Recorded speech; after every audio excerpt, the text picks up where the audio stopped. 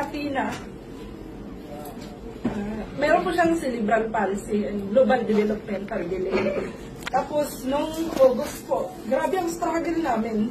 Actually, marami nang nagsabi, pati pastor po, sinabihan na ako na ihanda mo na yung sarili mo.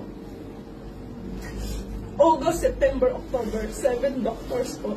Yung buong Bacoor po, halos memorize ko na lahat ng hospital or mga pedia clinics dyan.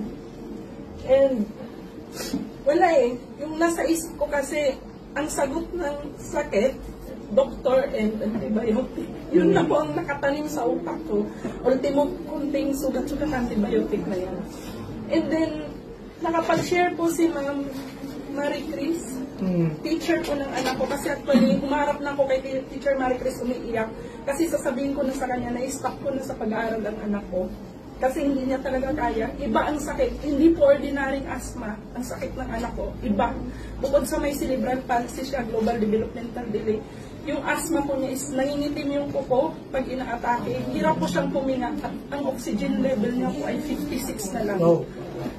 Ang laking pasasalamat ko sa Panginoon kasi sa dami naman yata ng ma-encounter ko na tao, yung anak ko napunta doon sa teacher, naniniwala siya sa oxygen.